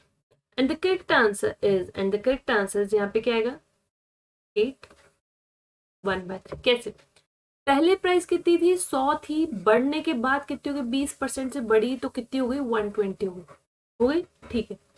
कंजप्शन पहले कितना था? कंजप्शन था पहले 100. अब कितना हो गया? इंक्रीज करना है, सिर्फ 10% से इंक्रीज करना है तो कितना हो जाएगा? 110 हो जाएगा. इसको आप ऐसे भी लिख सकते हैं नॉर्मली. कैसे लिख सकते हैं? कॉमन 120 प्राइस से इंक्रीज हुआ, प्राइस 20% से इंक्रीज हुई, और दूसरा कंजप्शन 10% से इंक्रीज हुआ. पहले 100 था तो कितना हो गया? 110 हो गया. डिफरेंस की बात करें, डिफरेंस आ रहा है 10 का. डिफरेंस आ रहा है 10 का. किस पे डील करना है? 120 पे. प्राइस कितनी हो गई? प्राइस हो गई 120. तो 10 बाय 120 इंटू 100. बस यहाँ पे भी यही है.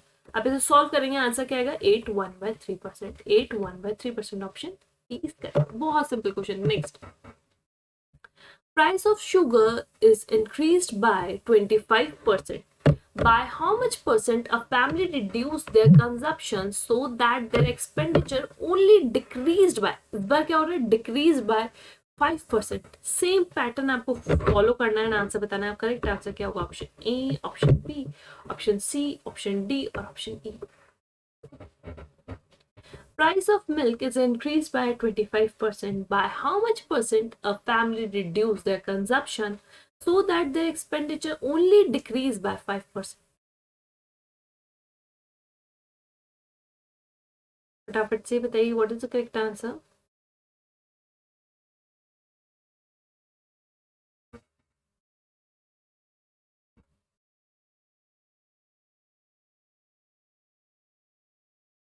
चलिए चलिए आंसर देखते हैं फटाफट से. टाइम भी ओवर होने वाला है. टाइम होता है यही over. And the correct answer is option E. Answer is 24%. कैसे? पहले कितना था? पहले 100 थी. इंक्रीज होके कितनी हो गई? 125% हो गई. ठीक है. प्राइस 125% हो गई. प्राइस कितने से इंक्रीज हुई? 25% से इंक्रीज हुई. ठीक है. कंजप्शन पहले 100 था, डिक्रीज हो गया 5% से, तो कितना रह गया? 95%. 5% से डिक्रीज हो गया. ये कितना? Consumption consumption sorry expenditure.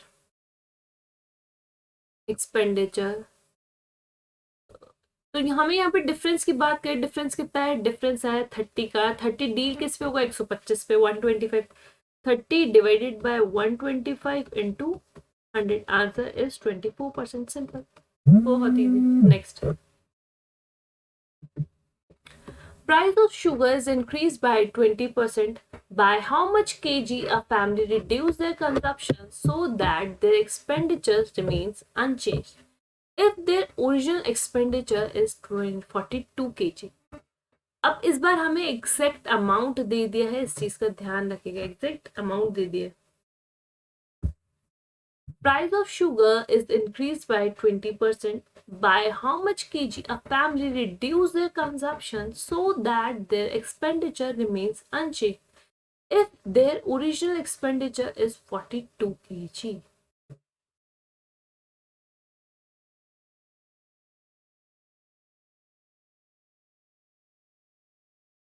बहुत इजी है. एक लाइन में आंसर है इसका.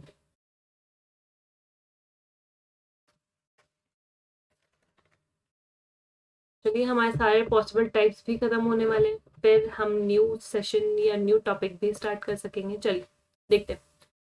चेंज कितना हो रहा है? पहले था 100, कितना हो गया बढ़ के? 120%. 120 रुपए भी ले सकते हैं, 120% भी बोल सकते हैं. चेंज कितने का आया, चेंज आया 20% का, कितने पे, 20 का आया 120 पे, ठीक है। यहाँ पे से अगर आप वैसे निकालेंगे तो आपका आएगा 16 2/3%, 16 2/3% से इन्हें डिक्रीज करना पड़ेगा, ठीक है। लेकिन एक चीज का ध्यान दीजिए, एक चीज का ध्यान दीजिए, यहाँ पर आपका रेशियो कितना आ रहा है, 20 का चेंज हो रहा है 120 पे, 20 का चेंज हो रहा है 120 पे। अगर मैं इसको थोड़ा सिंप्लीफाइड फॉर्म में लिखूं तो मतलब हो रहा है 1 का 6 पे चेंज। अगर पहले कितनी थी, पहले रेट अगर पहले कंजप्शन पहले एक्सपेंडिचर 6 था, तो अब 1 से क्या हो रहा है, 1 से बढ़ गया, 1 से बढ़ गया, ठीक है। तो अगर पहले 6 पे अगर 42 kg आ रहा था, 6 पे 42 kg आ रहा था, मतलब इंटू 7 के मल्टीपल पे था, तो 1 पे कितना होगा, 1 पे होगा इंटू 7, मतलब 7 kg का इन्हें कंजप्शन डिक्रीज करना पड़ेगा, 7 kg का कंजप्शन डिक्रीज करना पड़ेगा, मतलब ऑप्शन सी इज करेक्ट।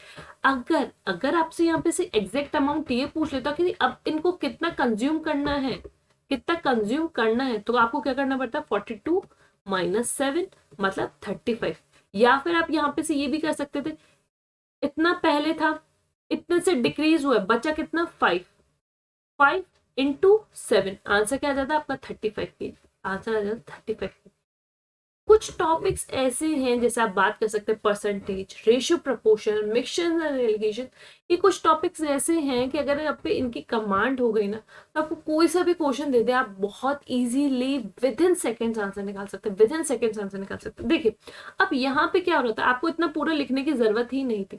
आपको पता है 20 का चेंज हो रहा है, ठीक है, 20 का चेंज हो रहा है, पहले 100 था तो 20 का चेंज हुआ, वो हो गया 120, 20 का चेंज हुआ, मतलब 20 पे 120, 20 का 120 पे, रेशियो है 101/6। तो पहले का 6 था, मतलब अगर पहले 42 था, तब कितना होगा, ऑब्वियसली इंटू 7 के मल्टीपल पे, तो यहाँ पे 7 होगा, मतलब 7 kg का कंजप्शन डिक्रीज करना पड़ेगा। अगर यहाँ पे से ये पूछ लेता कितना है, तो डिफरेंस कितना है, डिफरेंस है 5 का, तो 5 इंटू 7, आंसर 35। सिंपल, इस तरीके से भी हम कर सकते हैं। तो ये अप्रोच आपकी प्रैक्टिस से डेवलप होगी, धीरे धीरे प्रैक्टिस कीजिए, आपको ये चीजें आने लग जाएंगी। हमने बस यहाँ पे क्या पूछा है, हमसे ये पूछा था हाउ मच केजी रिड्यूस, तो कितना रिड्यूस करना है, 7 kg करना है। कितना रिड्यूस करना है, 6 पे 1 का रिड्यूस करना है, 6 की वैल्यू कितनी 42, तो 1 की वैल्यू 7। अगर यहाँ पे ये क्वेश्चन थोड़ा सा ट्विस्ट करके ये पूछ लेता कि आप कितना कंज्यूम करना है, कितना कंज्यूम करना है कि एक्सपेंडिचर उतना ही रहे, एक्सपेंडिचर उतना ही रहे, कितनी शुगर आप कंज्यूम करनी, तो कितनी करनी है, आप करनी है सिर्फ 35 kg इंस्टीड ऑफ 42 kg। 42 की जगह आप कितनी कंज्यूम करनी है, सिर्फ और सिर्फ 35 kg शुगर ही कंज्यूम करनी, ताकि जो एक्सपेंडिचर है, फैमिली का जो एक्सपेंडिचर है, वो same he. Next, price of sugar is increased by 20% so that family buys 5 kg less sugar in 300 rupees. Find the new price of sugar per kg। फटाफट से बताइए, बहुत इजी। सिमिलर जो पीछे वाला जो हमने प्रीवियस क्वेश्चन किया, एग्जैक्ट वही पैटर्न आपको लगाना है। बस यहाँ पे इस चीज का ध्यान रखना, 5 kg शुगर 300 दे रखा है, तो यहाँ पे क्या लॉजिक आप लगा सकते हैं, किस तरीके से यहाँ पे पैटर्न डेवलप हो सकता है, बस वो क्लिक करना है।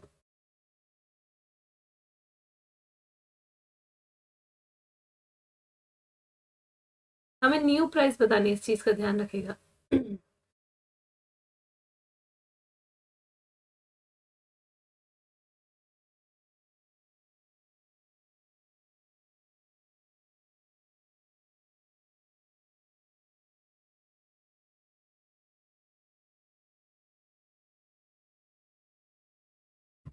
चलिए, and the correct answer is and the correct answer is option D, and the correct answer is option D. कैसे, पहले कितना था, 100 था, इंक्रीज होने के बाद कितना हो गया, 120% हो गया, ठीक है। 20% इंक्रीमेंट के बाद कितना हो गया, 120% हो गया, ठीक है। चेंजेस कितने का है, चेंजेस आया 300 रुपीज में, सॉरी, चेंजेस कितने का है, 20 का। इस बार हम किस पे कैलकुलेट करेंगे, इस 100 पे कैलकुलेट करेंगे, 100% की, सॉरी हाँ 20% का। इस 20% की वजह से, एक चीज रुको मैं दोबारा समझाती हूँ, अभी कंफ्यूज हो जाएंगे हम बिना मतलब। हम यहाँ पे देखो, मैं क्या बोलना चाह रही हूँ, मैं यहाँ पे ये बोल रही हूँ, चेंज कितने का आया, चेंज आया 20% का, 120 हो गया, यहाँ पे चेंज कितना है 20% का। अगर ये 20% इंक्रीज नहीं होता, सपोज ये 20% इंक्रीज नहीं होता, तब भी मैं 300 रुपए में 5 किलो चीनी खरीद पाती, ठीक है, 5 किलो चीनी नहीं खरीद पाती। इस 20% की वजह से मैं ये 5 किलो चीनी 300 रुपए में नहीं खरीद पा रही, इस 20% की वजह से हो रहा है, ठीक है। तो 300 का इस 20% पे देखते हैं कितना फर्क पड़ रहा है। 20% का इस 300 पे फर्क देखते हैं तो कितना आता है, 60 रुपीज का, 60 रुपीज का फर्क पड़ता है। मतलब इस 60 रुपीज की वजह से मेरे 5 किलो चीनी का अंतर पड़ रहा है। 5 किलो चीनी मेरी कितने की पड़ रही है, 60 रुपीज की पड़ रही है, तभी तो मैं नहीं खरीद पाई। तो जब अगर 5 किलो चीनी 60 रुपीज की पड़ रही है तो 1 किलो चीनी कितने की पड़ेगी, 1 किलो चीनी पड़ेगी 12 रुपए की, 12 rupees per KG. New price, new price की वजह से ही तो ये सब हो रहा है। तो न्यू प्राइस कितनी हो गई, मेरी न्यू प्राइस हो गई 12 रुपए पर केजी, 12 रुपए पर केजी, मतलब ऑप्शन डी इज करेक्ट। देखो मैंने यहाँ पे क्या किया, 300 रुपए में मैं पहले पूरी चीनी खरीद पा रही थी, ठीक है, लेकिन जैसे ही प्राइस इंक्रीज हुई 300 रुपए में 5 किलो चीनी कम खरीद पा रही हूँ, ठीक है। कितने का चेंज आया, 20% का चेंज आया। 20% का 300 के हिसाब से अगर हम निकाले तो कितना, 60 रुपए का अंतर आ रहा है। 20% मतलब 60 रुपए। इस 60 रुपए की वजह से मैं 5 किलो चीनी नहीं खरीद पा रही। 60 रुपए की वजह से, 60 रुपए की वजह से मैं 5 किलो चीनी नहीं खरीद पा रही।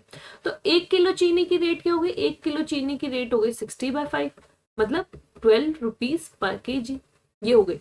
अगर सपोज आप यहाँ पे सबसे ये पूछ लेता कि ओल्ड प्राइस बताओ, ओल्ड प्राइस बताओ, ठीक है, ये प्राइस बताओ, तो देखो चेंज कितने का है, 20% का है। 20% को अगर मैं लिखना चाहूँ, 20% को मैं क्या लिख सकती हूँ, 1/5 लिख सकती हूँ। तो अगर पहले रेट 5 थी, रेट इंक्रीज हो गई तो रेट कितनी हो गई, 12 हो गई। ये न्यू रेट हो गई, ये ओल्ड रेट हो गई, ठीक है। अगर अब 6 हो गई और 6 की वैल्यू कितनी है, 12, तो 5 की वैल्यू कितनी होगी, इंटू 2 के मल्टीपल पे, इंटू 2 के मल्टीपल पे, मतलब ओल्ड रेट अगर आपसे पूछ लेता तो ओल्ड रेट क्या होती, 10 rupees per KG. Old rate क्या होती है, 10 रुपीज पर केजी। तो हमें ये भी निकालना आना चाहिए, ठीक है। अगर यहाँ पे से आपसे ये पूछ लेता कि न्यू प्राइस की जगह, अगर न्यू प्राइस की जगह आपसे ये पूछ लेता कि ओल्ड प्राइस बताओ, यहाँ पे ओल्ड प्राइस बताओ, तब क्या होता, आपको पता है 20% का चेंज है। 20% को हम क्या लिख सकते हैं, 1/5 लिख सकते हैं। 1/5 मतलब अगर पहले रेट 5 थी तो इंक्रीमेंट कितने का हुआ, 6 का, सॉरी 1 का, तो टोटल कितने का, 5, 6, वैल्यू निकल गई, सिंपल, ठीक है। Next, ratio of expenditure of a family on rice, fish, and oil is 12:17:3. Price of each item is increased by 20%, 30%, and 50%. By how much percent expenditure of family is increased? Option A, option B, option C, option D और option E. Again, बहुत easy, बहुत ज़्यादा easy है।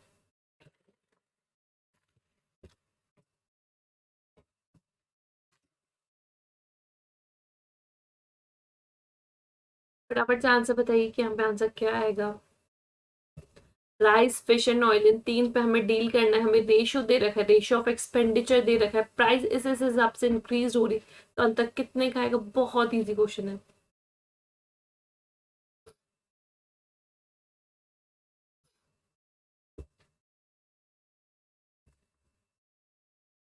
चलिए देखते हैं।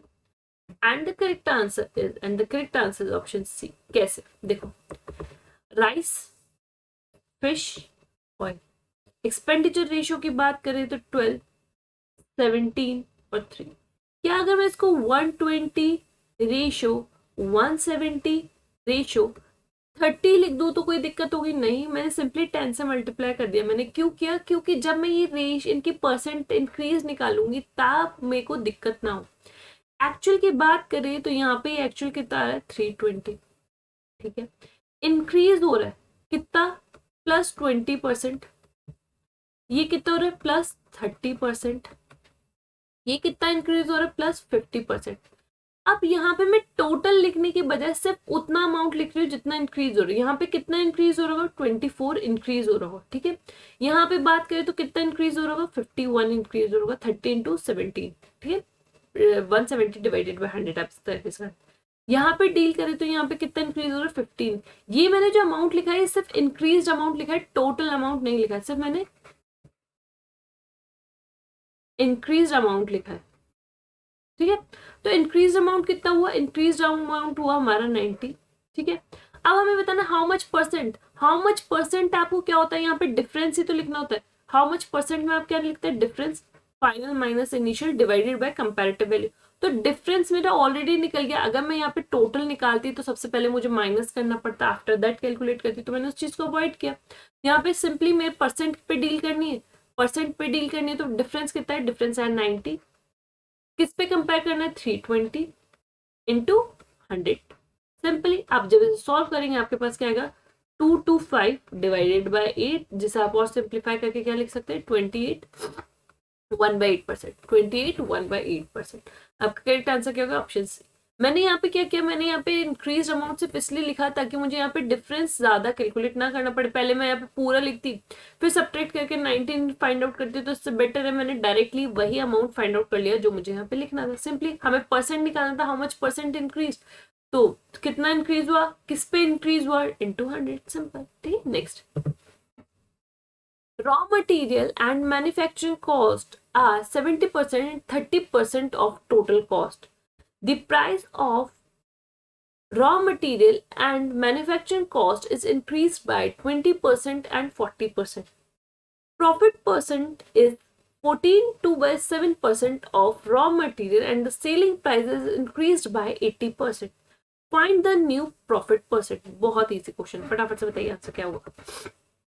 Option A, option B, option C, option D और option ई।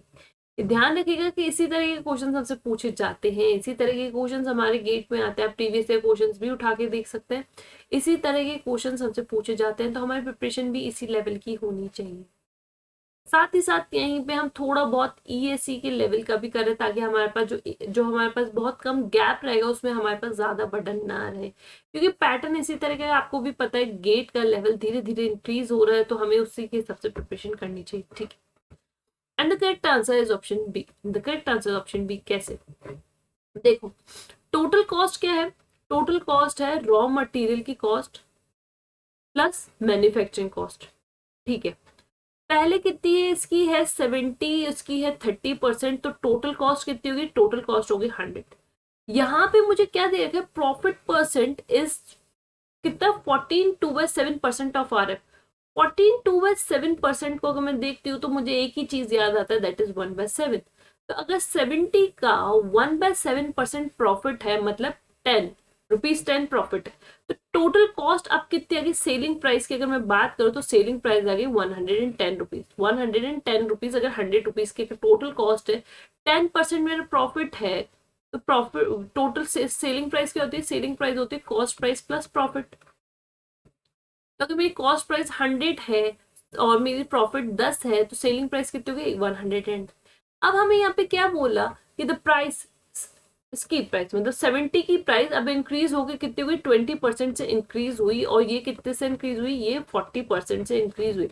Increase होने के बाद अब कितना हो गया, 20% आप इसका निकालेंगे तो वैल्यू कितनी है, 14। इसका अगर 30 का 40% निकालेंगे वैल्यू आएगी कितनी आपके पास, 12। टोटल वैल्यू अब रॉ मटेरियल कितना हो गया, रॉ मटेरियल हो गया हमारा 84 रुपीज का, और जो हमारा मैन्युफैक्चरिंग कॉस्ट थी वो कितनी होगी, 42 रुपीज। टोटल कॉस्ट अब कितनी पड़ रही है, फिर हमारे यहाँ पे बताऊं तो कॉस्ट प्राइस क्या पड़ रही है, टोटल कॉस्ट क्या पड़ रही है, तो यहाँ पे आपके पास टोटल कॉस्ट पड़ रही है 126। लेकिन अब हमें ये बोला कि सेलिंग प्राइस भी हमारी इंक्रीज हो गई 80% से, सेलिंग प्राइस भी इंक्रीज हो गई 80% से, मतलब हमारी ये जो वैल्यू है ये भी क्या हो गई, ये 80% से इंक्रीज हो गई। तो मतलब 110 इंटू 180 डिवाइडेड बाय 100, ये करना पड़ेगा, 80% से इंक्रीज हो गई। अब मेरी सेलिंग प्राइस कितनी है, मेरी सेलिंग प्राइस है 198 rupees, 198 rupees new SP. New selling price कितनी है, मेरी कॉस्ट प्राइस है ये, सेलिंग प्राइस है ये, मुझे क्या निकालना है, new profit percent. Profit percent निकालना है तो कितना आएगा, 198 माइनस 126। प्रॉफिट हमेशा किस पे कैलकुलेट होता है, हमेशा कैलकुलेट होता है हमारे सीपी पे, मतलब 126 इंटू 100। आंसर क्या आएगा, आंसर आपके पास आएगा यहाँ पे 72 डिवाइडेड बाय 126 इंटू 100। कैलकुलेट करेंगे आंसर आएगा 57 1/7%। 57 1/7%, मतलब ऑप्शन बी करेक्ट। क्या किया देखो, हमें यहाँ पे क्या दे रखा था, हमें यहाँ पे दे रखा था टोटल कॉस्ट मेरी कितनी है, manufacturing cost plus raw material cost, ठीक है। रॉ मटेरियल कॉस्ट कितनी है मेरी 70, मैन्युफैक्चरिंग कॉस्ट है 30, ठीक है। इंक्रीज हो गई 20% से इंक्रीज हो गई, मतलब 14 इंक्रीज हो गया, मतलब 84 अब रॉ मटेरियल हो गया। 40% से मैन्युफैक्चरिंग कॉस्ट इंक्रीज हुआ, मतलब 42 हो गया। टोटल न्यू कॉस्ट प्राइस कितनी आई, 126 आई, 126 आई।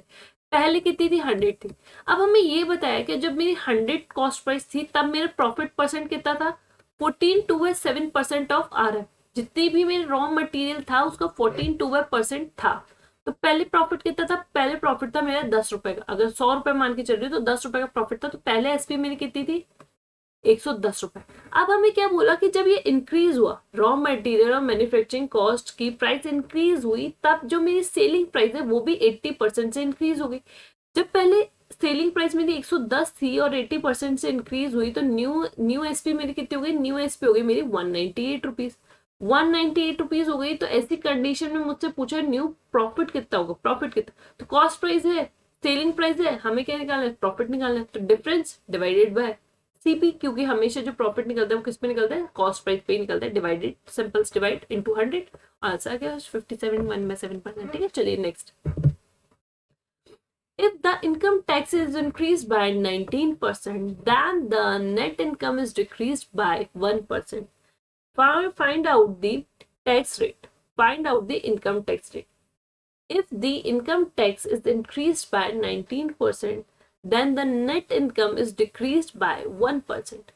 Find out the income tax free. बहुत इजी है, बट ये चीज आपको सिर्फ तभी समझ में आएगा जब आपको थोड़ा बहुत भी टैक्स का आइडिया हो कि किस तरीके से हमें यहाँ पे डील करना होता है। चलिए फटाफट से सॉल्व कीजिए। हम ऑलमोस्ट सेशन के एंड पे आ चुके हैं, सेशन खत्म होने वाला है। हमने हर पॉसिबल टाइप कर लिए, ये सेकंड लास्ट क्वेश्चन है, इसके बाद लास्ट है, फिर सेशन को हम लोग एंड करेंगे। फिर हम पढ़ेंगे new topic, new topic start करेंगे। न्यू टॉपिक हो सकता है या फिर तो क्वांट का ही हम ले, या फिर हम रीजनिंग का भी ले सकते हैं। ठीक है, और साथ ही साथ मैं ट्राई करूंगी कि हमारा वर्बल सेशन भी कंप्लीट हो जाए, या फिर आपसे एक काम करेंगे कि वर्बल का हम एक अलग से सेशन अरेंज कर लेंगे ताकि हमारा मिसमैच ना हो। ठीक है, वर्बल का आपसे एक काम करेंगे, बीच बीच में मैं एक एक दो दो सेशन वर्बल का लगाती रहूँ। चलिए देखते हैं। The income tax is increased by 19%, ठीक है, and the net income is decreased by 1%. अब ये चीज हमने यहाँ पे पढ़ी कि नेट इनकम, इनकम टैक्स, ठीक है, तो क्या होता है एक्चुअली। तो देखिए इस चीज का ध्यान रखिएगा, हमारी इनकम क्या होती है, इनकम माइनस टैक्स। ये हमारी क्या होती है, जो बच जाता है वो हमारी होती है नेट इनकम। वो हमारी क्या होती है, net income. Income minus tax equals to net income. और इस चीज का ध्यान रखिएगा, जो टैक्स होता है वो इनवर्सली प्रोपोर्शनल होता है किसके, नेट इनकम के, नेट इनकम, नेट इनकम। अगर ये इंक्रीज हो रहा है तो ये क्या हो रहा होगा, डिक्रीज हो रहा होगा। ये क्या हो रहा होगा, डिक्रीज हो रहा होगा। इस चीज का ध्यान रखिएगा। ठीक है, यहाँ पे ये क्या है, एक दूसरे के इनवर्सली प्रोपोर्शनल है। थोड़ा छोटा लिखता है हम लोग, वरना हमारा क्वेश्चन का सॉल्व होगा। ठीक है, मैंने यहाँ पे क्या बोला, मैंने आपको ये बोला कि हमारी जो इनकम होती है, इनकम होती है इनकम माइनस टैक्स, उसमें से जो हमने टैक्स पे करते हैं उसके बाद जो भी हमारा बचा वो हमारी क्या होती है, नेट इनकम होती है, नेट इनकम होती है। ठीक है, ये हमारे पास है। यहाँ पे से मुझे एक चीज क्या पता चली, tax is inversely proportional to net income, net income. ठीक है, अब अगर इस चीज को ध्यान रखो, देखो अगर मैं टैक्स और नेट इनकम को, सॉरी, अगर मैं टैक्स और नेट इनकम को सेम स्लैब में रख दूं, सेम स्लैब में रख दूं मतलब सेम लेवल में रख दूं, तो दोनों एक तरीके से क्या है, सेम काम ही करेंगे, दोनों सेम काम ही करेंगे। मतलब अगर इंक्रीज करे तो ये, अगर टैक्स इंक्रीज हो रहा है तो नेट इनकम भी इंक्रीज होगी। ठीक है, अगर सेम स्लैब में, सेम स्लैब की बात करें, अभी इसकी बात नहीं करें, सेम स्लैब की बात करें, क्योंकि क्वेश्चन को हमें इसी तरीके से डील करना है। अगर यहाँ पे, चलो क्वेश्चन के रिस्पेक्ट में मैं बताती हूँ। देखो अगर मुझे यहाँ पे रेशो लिखना हुआ, यहाँ पे इनकम मेरी क्या होती है, इनकम को अगर मुझे लिखना हुआ तो मैं कैसे लिखूंगी, टैक्स रेशो नेट इनकम, इसी रेशो में लिखूंगी। मुझे यहाँ पे क्या बोला कि इनकम टैक्स, इनकम टैक्स मतलब टैक्स, टैक्स क्या इंक्रीज हुआ है 19%, टैक्स इंक्रीज हुआ है 19% से, और नेट इनकम डिक्रीज हुई 1%। तो यहाँ पे मैं क्या लिखूंगी, 1:19, 1:19। क्यों, क्योंकि हमने एक चीज ये देखी है, या फिर अच्छा हमने नहीं देखी, रेशियो एंड प्रोपोर्शन में हम सीखेंगे। अगर मेरे पास है 2A equals to 3B suppose, तो अगर मुझे A रेशियो B लिखना होता है, A रेशियो B लिखना होता है, तो हम कैसे लिखते हैं, जो B के साथ होता है वो तो A के साथ चले जाता है, जो A के साथ होता है वो B के साथ चले जाता है। सिमिलरली टैक्स कितने से इंक्रीज हुआ है, 19 से इंक्रीज हुआ है, तो इसलिए नेट इनकम के साथ चला गया, क्योंकि हम क्या लिख रहे हैं, हम लिख रहे हैं रेशियो, हम क्या लिख रहे हैं, रेशियो लिख, और जो नेट इनकम है वो किसके साथ चलेगी, टैक्स के साथ। तो जैसे जैसे टैक्स इंक्रीज होगा वैसे वैसे नेट इनकम भी इंक्रीज होगा, क्योंकि अब हम इन्वर्स नहीं लगा के डायरेक्ट कर रहे हैं। तो यहाँ पे टोटल इनकम कितनी हो जाएगी, टोटल इनकम हो जाएगी 20, ठीक है। अब हमें बताना है find out the income tax rate. Income tax rate लगाना, टैक्स कितना लग रहा है, 1 रुपए का, कितने पे, 20 रुपए पे। 20 रुपए पे 1 रुपए का टैक्स लग रहा है, तो इंटू 100 कर दो, सिंपली आंसर क्या आ जाएगा, 5%। आंसर क्या आ जाएगा, 5%। चीज क्लियर हुई, ठीक है। एक बार और समझा देते हैं, देखो यहाँ पे हमें क्या है, हमारी इनकम क्या होती है, नेट इनकम होती है, इनकम माइनस टैक्स। जो हमें क्या देती है, वो हमें देती है नेट इनकम देती है, हमें क्या देती है, नेट इनकम देती है, ठीक है। हमें यहाँ पे से एक और चीज ये पता चलती है कि टैक्स और इनकम टैक्स क्या है, एक दूसरे के इनवर्सली प्रोपोर्शनल है। क्या है, इनवर्सली प्रोपोर्शनल है, ठीक है। तो अगर मैं यहाँ पे से रेशियो लिखना चाहूँ टैक्स और नेट इनकम का, टैक्स और नेट इनकम का, जो मिलके मुझे क्या दे देंगी, इनकम दे देंगी, जो मुझे इनकम दे देंगी। तो अगर मैं यहाँ पे से ये लिख, क्योंकि यहाँ पे देखो, यहाँ पे अगर मैं इसको, अगर मैं इसको इस तरफ लेके जाऊं तो यहाँ पे बेसिकली क्या हो जाएगा, इनकम क्या हो जाएगा, इनकम हो जाएगा मेरा टैक्स प्लस नेट इनकम, यही तो होगा ना। तो बस मैंने यही चीज यहाँ पे करी, यही चीज मैंने यहाँ पे की। तो चलिए वापस से समझते हैं। अभी मैंने बताया कि अगर मेरे पास 2 = 3 भी हुआ तो हम रेशियो में कैसे लिखेंगे। सिमिलरली टैक्स कितने से इंक्रीज हो रहा है, 19 से, तो इंक्रीज। अगर यहाँ पे इनकम टैक्स कितने से डिक्रीज हो रहा है, 1% से डिक्रीज हो रहा है। बट यहाँ पे आप ये बोलेंगे कि एक इंक्रीज हो रहा है, एक डिक्रीज हो रहा है, तो यहाँ पे मैम ने दोनों को ऐड कैसे कर दिया, बहुत अच्छा डाउट है। बट यहाँ पे एक चीज ये देखो, यहाँ पे डिफरेंट स्लैब्स है, लेकिन अगर मैं यहाँ पे सेम सेम स्लैब में अगर दोनों को कंपेयर करूँ तो यहाँ पे क्या हो रहा है, दोनों को यहाँ पे अगर ये टैक्स इंक्रीज कर रहा है तो इनकम टैक्स भी क्या होगा, इंक्रीज करेगा, क्योंकि हम दोनों स्लेब सेम स्लैब में यहाँ पे कंसिडर कर रहे हैं। यहाँ पे जो नेट इनकम डिक्रीज हो रही है, अगर इसको मैं रेसिप्रोकल करके कर दूंगी तो ऑब्वियसली ये भी इंक्रीज की तरह काम करेगी, इसलिए यहाँ पे ऐड होके मैंने क्या लिखा है, 20 लिखा है। ऐड होके यहाँ पे 20 लिखा है, इस चीज का ध्यान रखिएगा, ठीक है। क्या लिखा है, 20। अगर यहाँ पे सपोज डिक्रीज की जगह इंक्रीज होता, अगर सपोज यहाँ पे इंक्रीज होता, तब इस चीज का ध्यान रखिएगा, यहाँ पे माइनस होके 18 आता। अगर यहाँ पे इंक्रीज होता तब अगेन रेसिप्रोकल करते तो उल्टा फंक्शन परफॉर्म करता, मतलब डिक्रीज करता, तो यहाँ पे 18 आ जाता है। इस चीज का ध्यान रखिएगा, ठीक है। तो टैक्स कितना लग रहा है, एक का टैक्स लग रहा है, इनकम कितनी है, 20, तो 20 रुपए पे 1 रुपए का टैक्स लग रहा है, तो रेट कितने है, 5% रेट आ गया। तो चलिए आगे सब समझ में आ गया। फिर भी अगर कोई भी नई चीज समझ में आती है तो अगेन आप ग्रुप्स में भी एडेड है, वहां पे भी पूछ सकते हैं। आपके पास मेरी कॉन्टेक्ट डिटेल्स भी, आप मुझे वहां पे मैसेज करके पूछ सकते हैं, ठीक है। चलिए next, the price of a movie ticket is increased by 20%. By what percent the number of visitors is either increased or decreased if the overall revenue is decreased by 4%? Last question of this session, फिर इसके बाद हम इस session को बहुत easy भी आप आराम से सॉल्व कर सकते हैं। The price of a movie ticket is increased by 20%. किसी मूवी टिकट की प्राइस 20% से इंक्रीज हो जाती है। By what percent the number of visitors is either increase or decrease if the overall revenue is decreased by 4%? सबसे पहले तो आपको ये मुझे बताना है, सबसे पहले तो आप मुझे ये बताइए कि यहाँ पे इंक्रीज हो रहा है कि डिक्रीज हो रहा है, इंक्रीज हो रहा है कि डिक्रीज हो रहा है। सबसे पहले तो आपको मुझे इन दोनों में से ये बताना है, तो फटाफट से ये बताइए।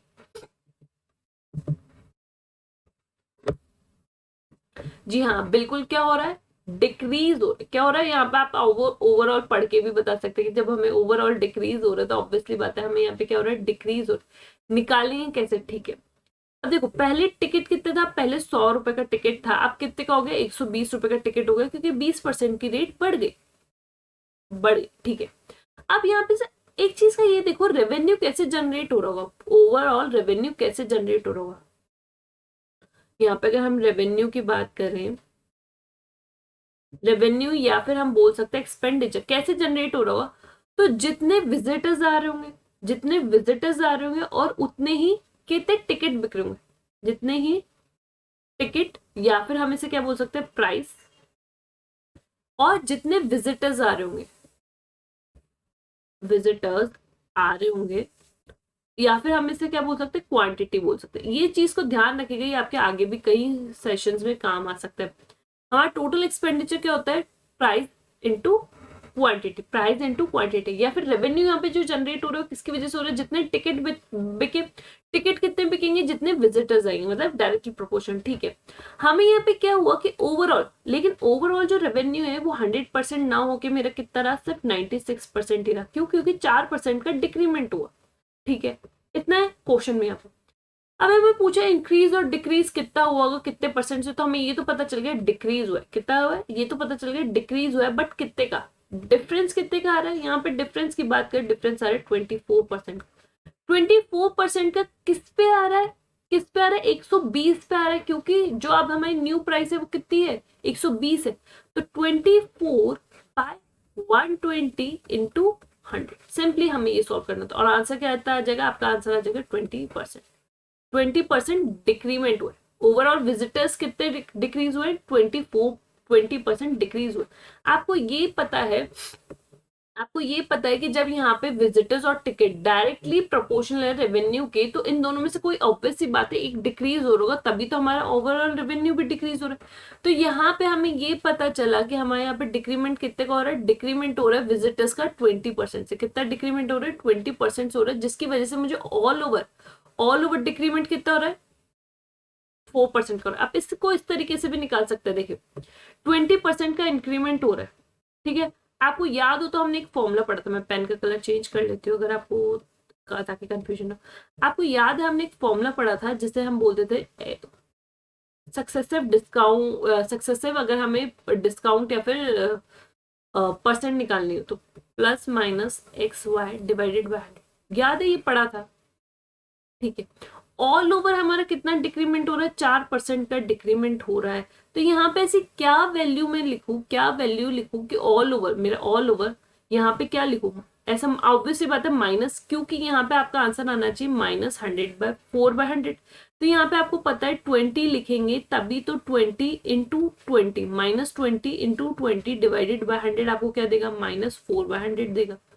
तो आप यहाँ पे से भी देख सकते थे कि आंसर क्या आएगा, 20 ही आएगा। क्रॉस चेक करने के लिए भी आप यहाँ पे देख सकते हैं आंसर 20 ही आएगा, ठीक है। आई गेस ये चीज भी क्लियर हो गई होगी। फिर भी अगर आपके पास कोई भी डाउट हो, तो आप मुझसे कमेंट सेक्शन में पूछ सकते हैं, या फिर आपके पास एक बहुत ही बेस्ट ऑप्शन है, कमेंट सेक्शन से भी ज्यादा बेस्ट ऑप्शन है अनअकैडमी लर्निंग ऐप का, जहाँ पे आप मुझसे डाउट पूछ सकते हैं। And kindly mark your attendance, आप सब अपनी अटेंडेंस जरूर मार्क कीजिएगा। एंड अगर आपको वीडियो पसंद आता है, आपको लगता है ये यूजफुल है आपके किसी और कलीग के भी, या फिर किसी फ्रेंड के, किसी जूनियर के भी काम आ सकता है, तो या सीनियर के भी, तो प्लीज शेयर कीजिएगा अपने दोस्तों के साथ, ताकि उन लोगों को बेनिफिट हो सके। एंड रिव्यू जरूर दीजिएगा, रिव्यूज आप लोग नहीं देते हैं, रिव्यू जरूर दीजिएगा कि आपको सेशन पसंद आ रहे हैं कि नहीं आ रहे हैं, या फिर कुछ ऐड ऑन करना है, कुछ और ऐड करना है तो क्या ऐड कर सकते हैं हम, इस चीज का भी जरूर हमें बताइए। चलिए फिर मिलते हैं, इस सेशन को यही एंड करते हैं, फिर मिलते हैं नेक्स्ट सेशन में।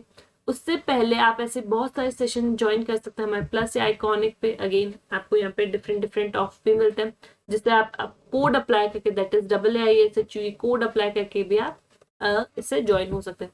याद रखिएगा कल टेस्ट है 11 बजे, तो वो जरूर दीजिएगा, और फिर उसके स्कोर्स के बारे में भी डिस्कस करेंगे, किस तरीके से पैटर्न और उन सारी चीजों के बारे में भी जानेंगे। चलिए फिर मिलते हैं नेक्स्ट सेशन में, till then keep smiling, stay safe, bye bye.